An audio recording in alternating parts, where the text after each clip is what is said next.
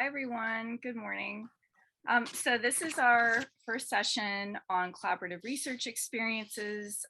We're going to be exploring the case of collaborative research with local BLab Australia.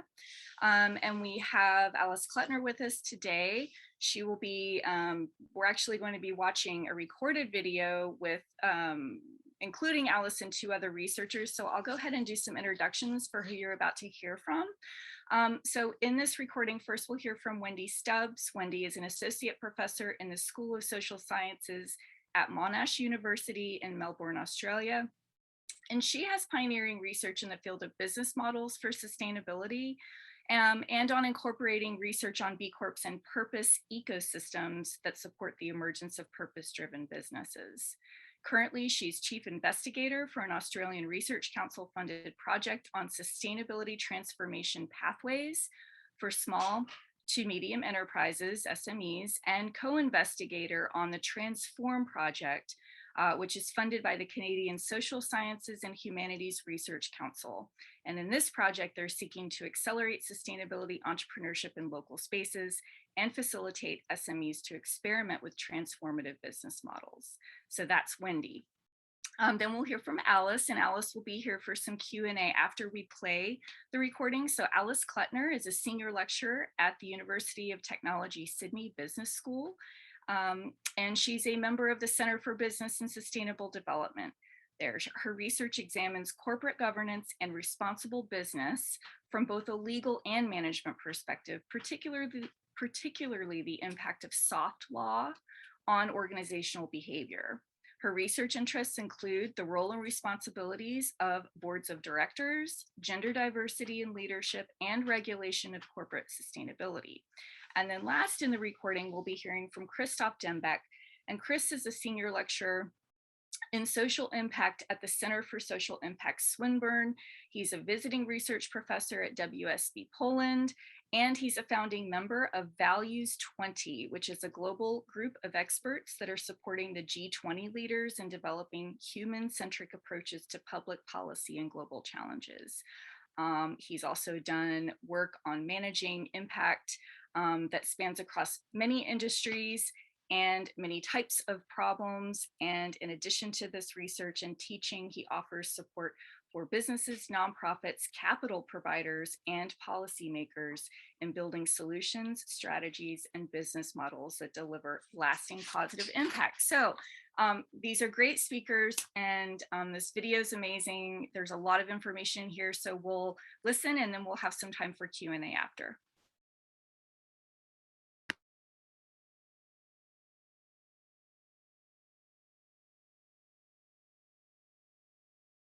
Good morning, good afternoon, and good evening to you all at the BE Academics event today. I'm Shalini Samuel, Certification and Training Lead at BLab Australia and Aotearoa, New Zealand.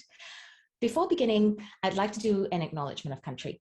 For those of you who may be unfamiliar, in our region, we incorporate this practice into meetings, gatherings, and events as a way of showing respect to First Nations peoples by upholding their cultural protocols.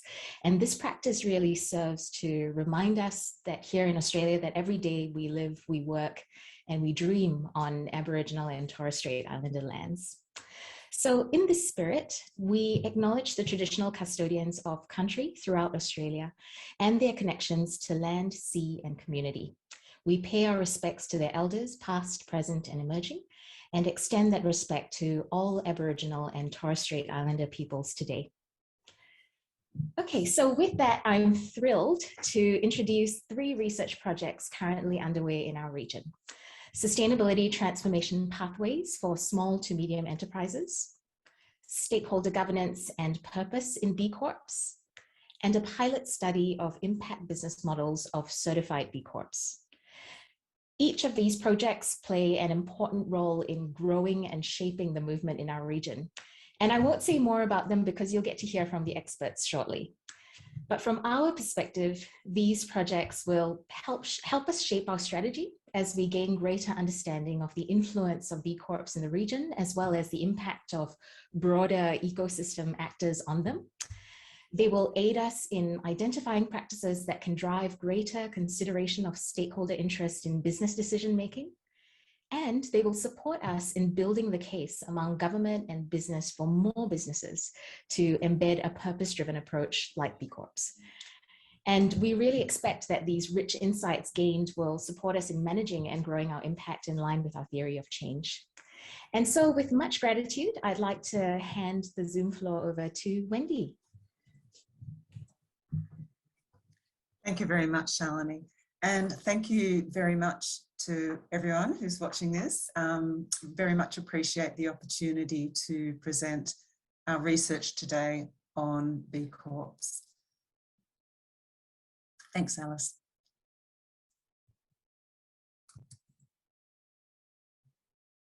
So I've actually been working with BLab Australia since about 2014, when there were about 19 BCorps in Australia, and there's well over 300 now.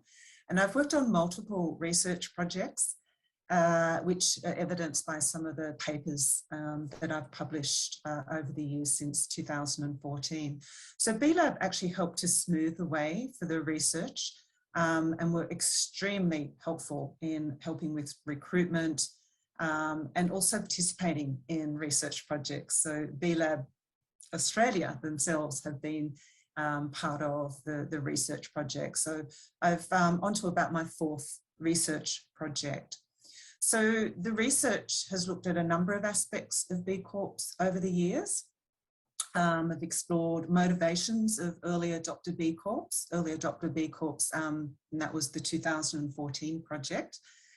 How BCorps are reconciling profit and social purposes, the tensions, benefits and challenges operating as a B Corp, consumer behaviour and BCorps. We did a survey around whether that influences their buying behaviour, BCorps relationships with their stakeholders, and BCorps and the purpose ecosystem.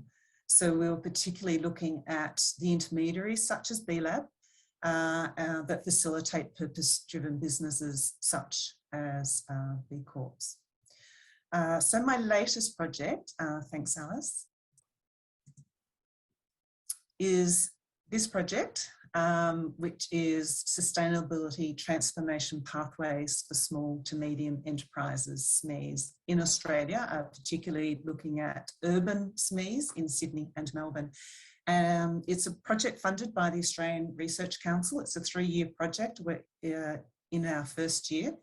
And I'm collaborating with my colleague at Monash, Megan Farrelly, as well as Nikki Francescaki, who's just moved from Swinburne to Utrecht University, and also Sarah Birch, who's at the University of Waterloo.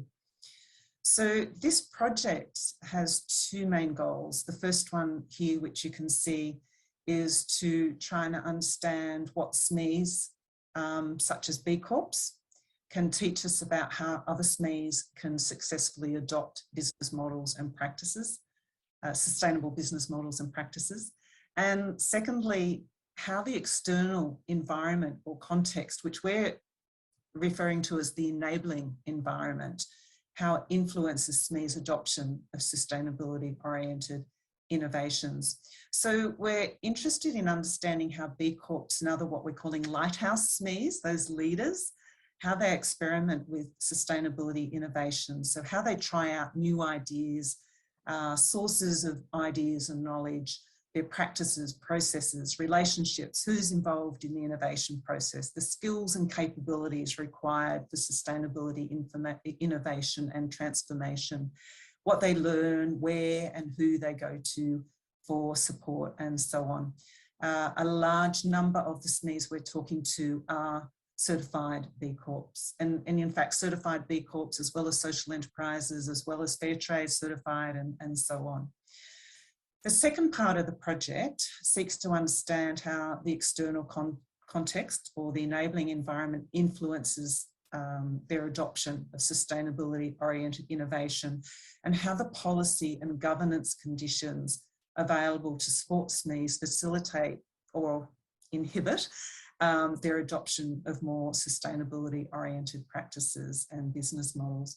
So we're sort of exploring the relationship between the policy context and the SME operational context. And so far we've interviewed about 5 SMEs in Melbourne, and we'll be continuing that research in Melbourne this year and then Sydney next year. So that's just an overview, thanks Alice, of the projects that I've been working on and my current project. Thanks. Okay, thank you, Wendy. So my name is Alice Klettner, and I'm based in the business school at the University of Technology in Sydney, and I'm working on this project, Stakeholder, Governance and Purpose in BCorps, with 2 of my colleagues at UTS, Associate Professor Dilek Sitindmar Kozanoglu and Dr. Rosemary Sainty. And this project came about because in 2020, BLab Australia and New Zealand made the decision to introduce a new legal requirement for Australian B Corps to amend their corporate constitution.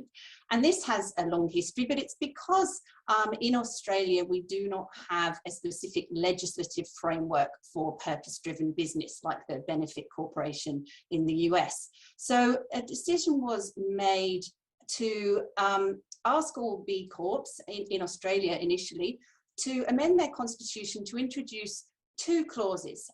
Firstly, a purpose statement, which would confirm the purpose of the business to not only pursue profit, but also have a positive impact on society and the environment. And secondly, a commitment to stakeholder governance. So a commitment to take into account the interests of not just shareholders, but employees, customers, local community, etc. And what our project hopes to do is to answer the question at the bottom there. How will these changes flow through into corporate governance systems, decision-making processes, and stakeholder engagement and management? And how we intend to answer that question is with the help of BLab, of course, and this is the great advantage that BLab have helped us to get in touch with so far 18 B Corp leaders, and we've interviewed those, and we are now in the process of starting to analyse that data. And through our analysis, these are some of the outcomes that we are hoping to have. So firstly, we hope that this project is going to help us to better understand purpose. So how can definition of a corporate purpose act as a decision-making guide?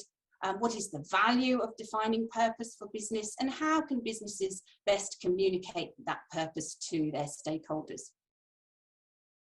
Secondly, of course, because we're academics, we're hoping to contribute to theory in this area. So there's some emerging ideas about stakeholder governance. Could it be a bargaining process, a conflict resolution mechanism, or a way of setting priorities? And how does it interact with corporate purpose? Lastly, we of course hope to support practice in this area. So we will be collaborating with BLab to perhaps produce some sort of best practice guide on stakeholder governance, which might include such things as how to avoid stakeholder conflicts and how governance ought to change in a business as it grows. So I think that's all from me, and I will now pass on to the third presenter, Chris. Thank you very much, Alice, and welcome everyone who is attending. I'm Chris Dembeck, and I'm based at the Centre for Social Impact here in Melbourne at Swinburne University of Technology. And one of my key areas of research is sustainable business models, and specifically how we can use business models to create impact and contribute to solving global problems. And the research with BLab is definitely going into that direction. So it's great to see that we now have 24 impact business models as part of the B impact assessment. Now, we don't really know quite a lot about these 4 impact business models, and that's why we are running this pilot study to demystify and show what they are, how they work, and so on. So we've got 4 points of focus, I would say, for that pilot. One is to look at how impact business models are designed and how they work. And we obviously, as it is a pilot study, just look at two of them in that pilot. Second, how BCorps are deploying or using these two impact business models. And then what kind of impact these business models create and what kind of value they provide for BCorps. We do this on the basis of 91 BCorps that use the two impact business models. Some of them use just one of them, some of them use both of those that we are looking at. And we look at publicly available data about these 91 BCorps, and then interviewing the founders and CEOs of 4 of them. In terms of the outcomes of that research, if you could go to the next slide, Alice. So we are expecting basically 3 things. We want to start creating a guide for deploying the impact business models. So we'll really just start with the 2, and we hope to expand that to others later on after this pilot. We'll provide some illustrative case studies to show how BCorps use and the impact business models and what they actually provide. And with that pilot, we obviously want to set a path for expanding that research and possibly opening an additional area of investigation in BLab in terms of what mechanisms, what business models can be used to create impact and value for BCorps. Thank you.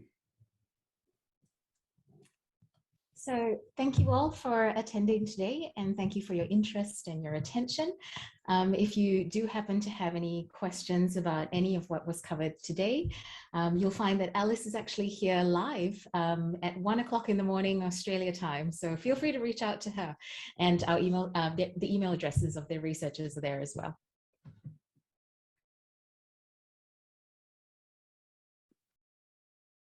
Okay, thank you so much. So we don't have much time for questions, but we'll have about 5 minutes or so. We have Alice here.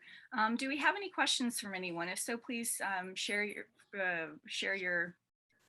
face and your audio and ask away. Emily, I see one in the chat. Oh, okay.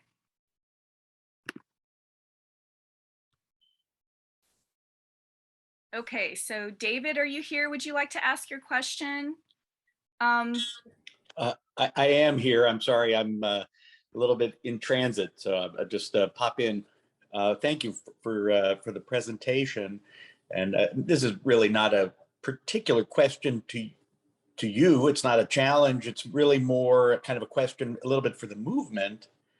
We have seen in the last few months, especially sort of the labor market kind of coming out of the pandemic, the great resignation, some of these kind of things we're observing, a kind of a backlash against purpose. And the idea that purpose is, what Aaron Ketch calls just, capitalism's latest trick, right? Is to kind of get you to work for less, to work harder, to care more than you should about the, why should, an hourly worker, believe that they're essential when every indication is that they're being treated as if they're actually expendable. So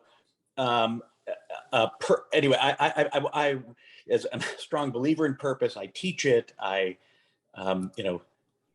It certainly motivated my career choice.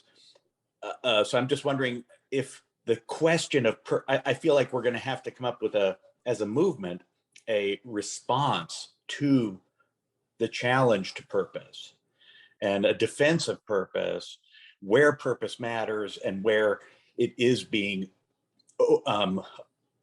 overused or exploitatively deployed to manipulate people. Shall I respond, Emily?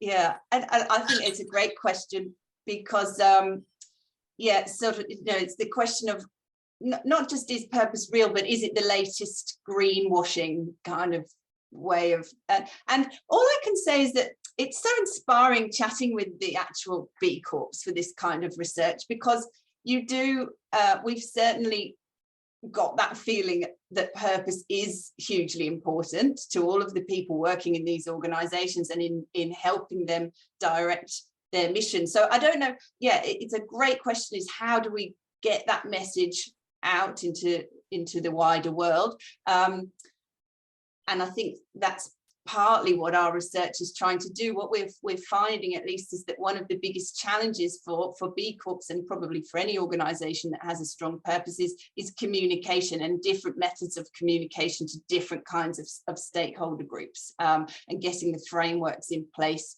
for that kind of communication. And I also think we need to sort of perhaps define purpose better. And what I'm finding, again, in chatting with the BCorps, is that what they are doing, and not always consciously or not always in their constitutions, is actually defining their purpose. And this might be easier for the smaller companies, but then they're defining it in a unique way for their organization, not as that broad generic, we're going to try to have, you know, benefits for society and the environment, but a much more defined purpose that fits with whatever they actually do. And that kind of definition of purpose is really helping them when they come to a difficult decision-making situation, in sort of maybe prioritizing or just deciding where they go, because they have I need to think of a good example, but a very good specific purpose for their organization, whether they're marketing or selling non-plastic goods or whatever it may be. Yeah, thank you very much. I appreciate that. And again, I hope this is a conversation we can take forward. Great, thank you. We might have time for one more question, maybe. Does anyone have a question for Alice?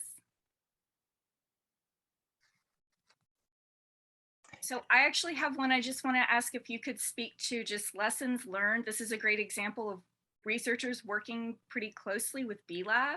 And some of us are not so fortunate to have a strong BLab network in our region. So I just would like you to share your thoughts on, you know, practical advice for those of us who would like to have that kind of research collaboration with our regional BLab.